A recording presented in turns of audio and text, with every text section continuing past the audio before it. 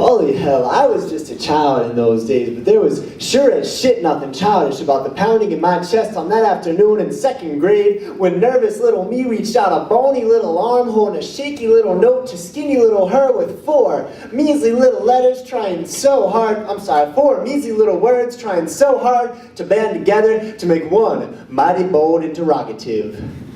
Do you like me? And yet, so unlike me, I had been so bold as to scratch underneath these four little words, two little boxes, the first of which had beside it three letters, Y, E, and S. But to me, those letters read out joy, elation, and maybe even holding hands. Not that I wanted to move so quickly anywho, and besides, like I said, there was another little box, and this little box had beside it the two letters N and O, standing together the exact same way they do in the alphabet. That same alphabet that second grade me had only learned a couple of years before, but already possessed the literary might to take just two little letters and spell out disappointment, regret, and shame. A red face and a soiled name, but to me this was no game, for in this crude art I'd place the entirety of my young heart, hers to rip apart with a single stroke of a Lisa Frank pencil with a pink dolphin and a purple tiger.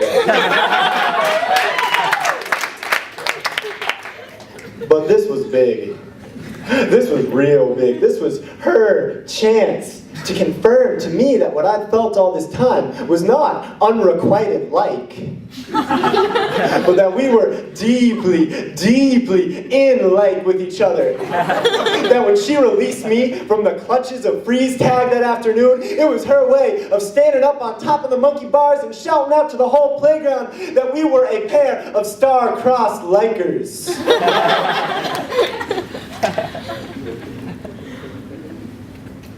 But there's one thing about that day that I cannot quite recall exactly. I can't recall exactly if next to those two little boxes I had a third option with the letters M, A, Y, B, and E. A box that said, you know what? Let's just be friends and let's make amends and let's pretend that this whole thing never happened.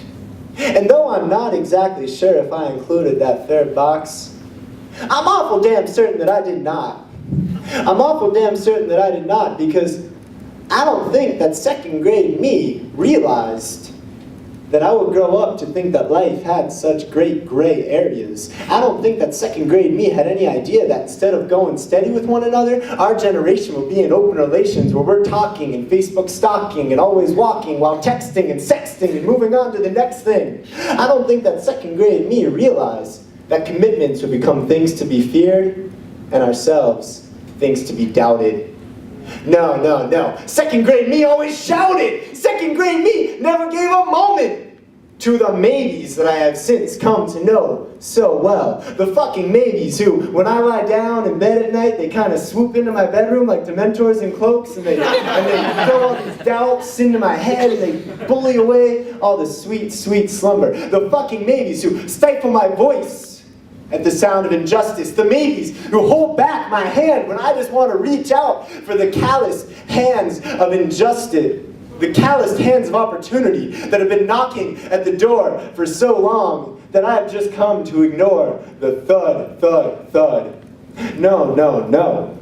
Second grade me had not yet met the maybes. Second grade me put it all on the line. Second grade me put all of my life's value in four little words on wide ruled notebook paper and folded it over twice like a hamburger and held it up real high to the world, saying, world, this is me. You can take it or not. With just four little words standing so proud up on their two soap boxes. So did she say yes? Shit, I don't know. Maybe.